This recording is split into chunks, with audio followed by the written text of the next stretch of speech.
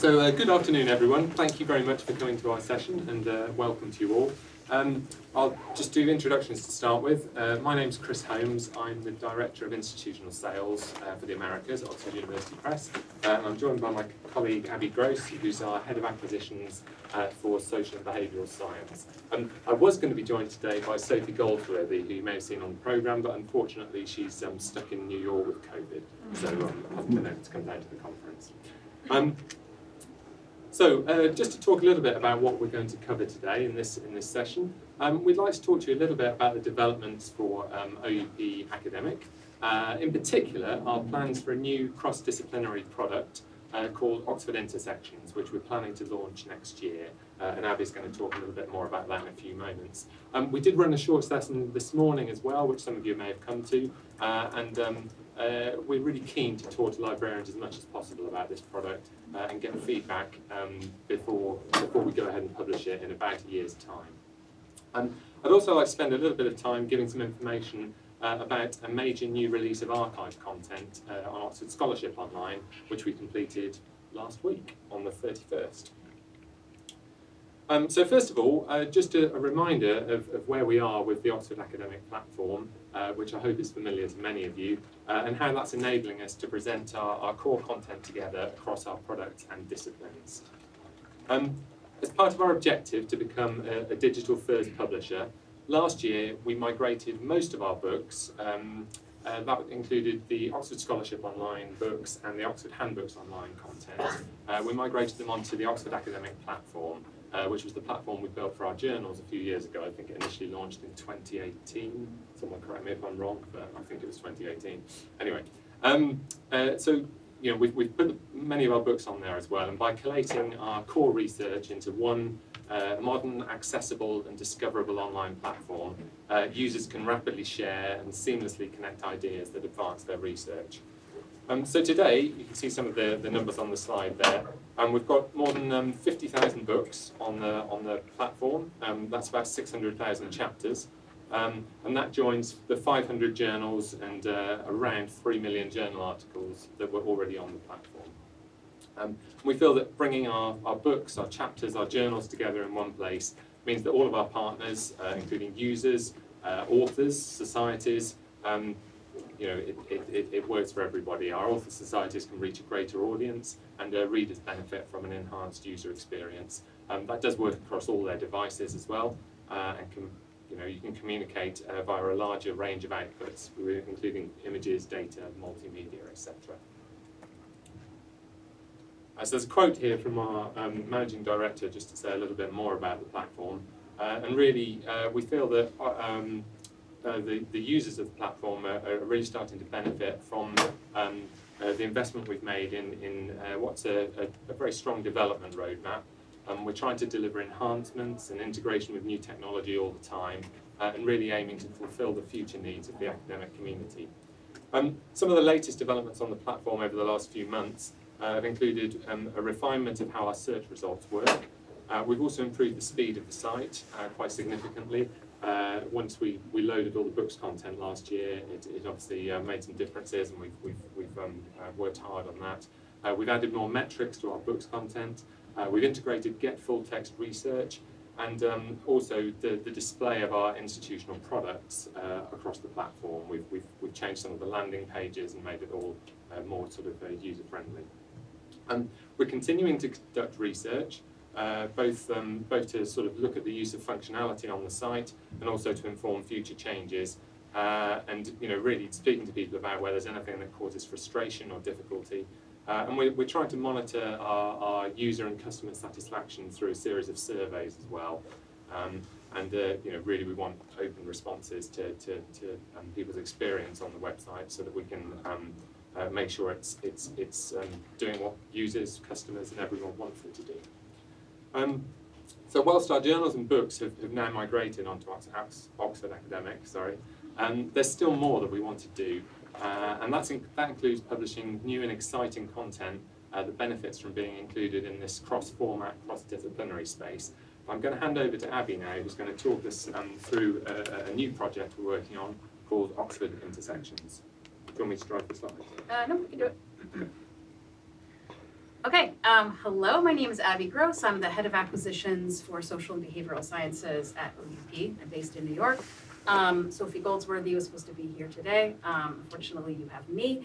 I want to address calls from some of you that we deliver this presentation through dance, and I just want you to know we won't be doing that today.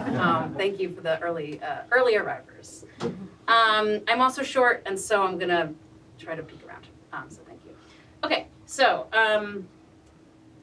all right, so next winter, 2024-25, OUP will be launching a new type of resource called Oxford Intersections.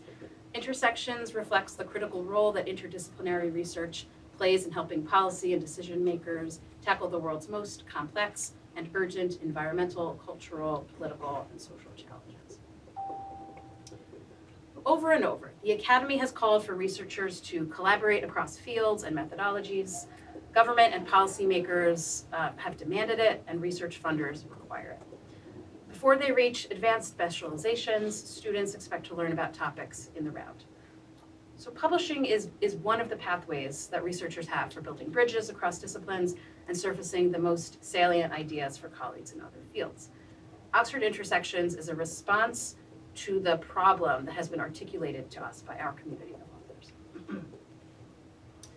Oxford Intersections will join our family of major large-scale research products that many of you will be familiar with, next to Oxford Research Encyclopedias, Oxford Bibliographies Online, Oxford Handbooks Online, and our journals and the rest of our reference content, filling a gap in the research journey for early and advanced researchers.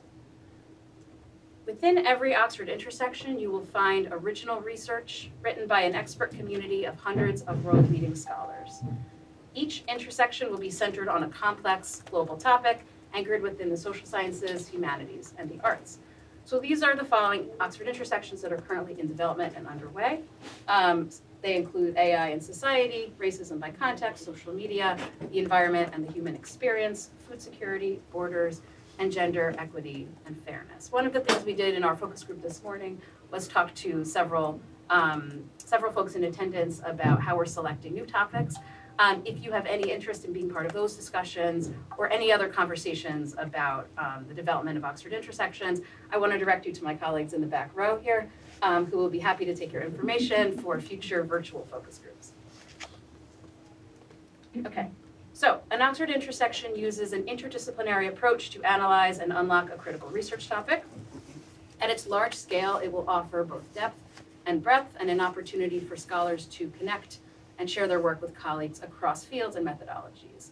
Each intersection goes through a conceptual phase that begins with a detailed plan of major cross-cutting themes with the goal of publishing the complete work over about 3 years. An intersection employs some of the most important qualities of an academic book: strong curation, carefully commissioned contributions, and a narrative overseeing the collection. However, it allows the space and platform for ambitious kaleidoscopic lenses on some of our most pressing societal problems and challenges. So intersections will be an ideal publishing venue for original research, such as papers that enrich the impact of their studies or integrate methodologies, and scholarship that, of course, as we've said, bridges interdisciplinary gaps. So we see the intersections model as one of the future of scholarship rather than just a new packaging of what's been done in the past. There are 3 core qualities of a strong intersections topic. The first is timeliness. The topic will address a global challenge or a dynamic area of cultural change and resonance. Interdisciplinarity. The topic will draw on many disciplines with complementary themes, blending cultures and approaches. And finally, scale and range. There should be consistent and or growing interest in the field, in the topic, I should say, enough to sustain 8 to 12 independent but related units, and within each unit about 30 to 45 articles of content. Okay, so just to show you a quick example, we spent more time with the AI and society intersection in the focus group, but this is an example of how we're thinking through an intersections topic. It's not AI in politics, AI in communications, AI in psychology, but it's personhood, environments, health and well-being, labor, business and industry, and so on. At OUP, we are committed to supporting the SHAPE initiative, which is the new collective name for social sciences, humanities, and the arts. The Intersections program recognizes the value of these subject areas and the contributions they make to understanding the world we live in and the development of solutions to global issues. So over the 10 years that Oxford Intersections will be in development, we'll be working closely with about 1,000 general editors, unit editors, and advisory board members, and over 10,000 authors, mostly pulling from the social sciences and the humanities. And this is how you find out more about Oxford Intersections. And where does the QR code take them? Sorry? The microsite. The microsite, yes, which is our digital footprint for Intersections right now. We encourage you to go have a look as soon as you're able. And now, back over to Chris. Thanks very much, Abby. Yep. Yeah, I'll just leave that up for a second in case anyone wants to have a look at it. But we've also got some leaflets with the QR code on. Are they at the back, Molly? Yeah, if anyone wants to pick one up on the blue table as you go out, do grab a leaflet about the Intersections. So as well as producing new content on the site, we're also aiming to digitise more and more of our backlist to ensure that researchers can access as much of our content as possible in one place. And last Tuesday, yeah, exactly a week ago, saw the release of an additional 7,500 backlist titles onto Oxford Academic, which form the Oxford Scholarship Online Archive. All of these titles were published in print between 1990 and 2009, and they're now available online for the first time. We receive lots of requests from researchers for titles from this era in digital format. There's lots and lots of books that continue to sell in print or in other formats. And part of our long-term commitment is to make the full range of OUP content available online. So making this additional content available on RSO brings us much closer to achieving this commitment. And as you can see on the slide there, it's really increased the number of titles available by a significant amount. The titles really represent the depth of our publishing in key disciplines over many years. Sorry, I lost the mouse.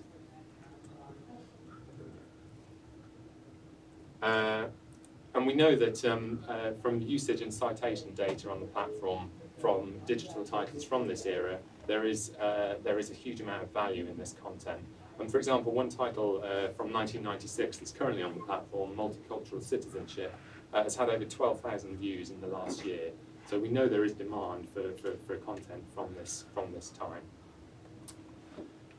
The archive is available to purchase in collections only at the moment. And we've divided that content into 5 separate subject collections, which you can see there, and those numbers are the number of titles in each collection. So we've got Arts and Humanities, Law, Medicine and Health, Science and Mathematics, and Social and Behavioural Sciences.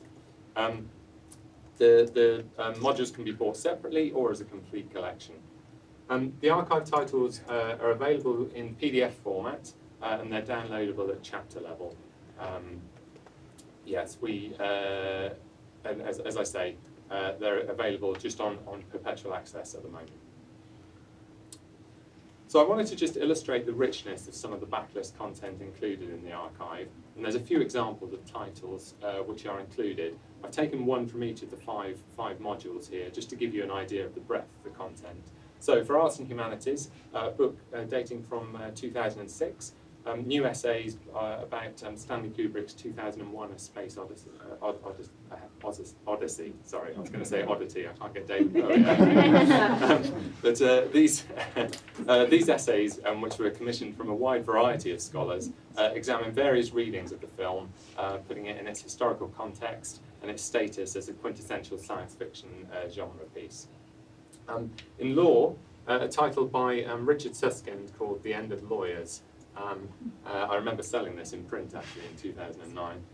It was a great bestseller for us. But this book really laid down fundamental challenges for the legal sector, thinking about what impact advances in technology would have, and different things that would happen across legal services. Some really interesting points in that book, some of which have come to pass over the last 10, 15 years, and some of which haven't.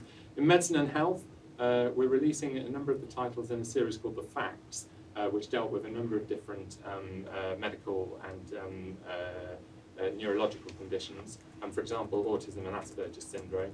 And really, these books mapped the current understanding of these conditions at the time across sort of how to diagnose them, the education and intervention. In Social and Behavioural Science, book there from 1994, all the way back then. And this title really reveals how American social policy continuously founded on issues of race. Yeah, the colour of welfare, how racism undermined the war on poverty. And then finally there, in Science and Mathematics, from 2005, Insect Plant Biology. This book explores the mechanisms of plant resistance to herbivores and insect food specialisations. It really appeals to students across agricultural, entomology, plant sciences and ecology. As well as sort of some of that different, the sort of breadth of topic, I also wanted to talk about some of the best-selling print titles that we've included in the archive as well. And I think one of the best ways to illustrate that is with the Oxford History of the USA series, which I'm sure will be familiar to many of you. 6 of the 9 titles currently in this series are included in the archive, including 2 Pulitzer Prize winners, What Hath God Wrought there, the top right one, and the bottom right, which was Freedom from Fear, American People in World War II. Again, these seminal titles are available online to libraries for the first time. So, as I say, we launched the OSO archive last week.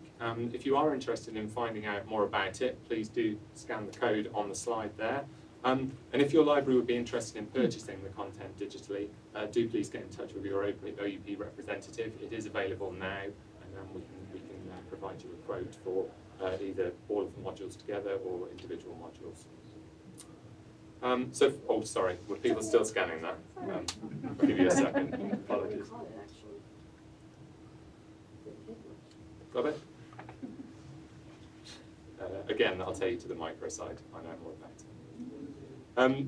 So yeah, thank you very much. And just a reminder really that Oxford Intersections, the product which Abby talked about, will begin publishing through winter 2024-25, so in about a year's time. Information on our sort of flexible purchasing options for that product will be available through 2024. We're working on that at the moment, so do please speak to your rep about it, probably sort of in the spring, and we'll let you know how you can get access when that content becomes available. I think we're just about on time, but has anyone got any questions? No? Okay, well, thank you very much for coming. I hope that was useful. The presentation will also be on the virtual conference in a week or two's time. And yeah, if anyone wants to find out more about Oxford Intersections, please pick up a leaflet at the back on your way out. Thank you.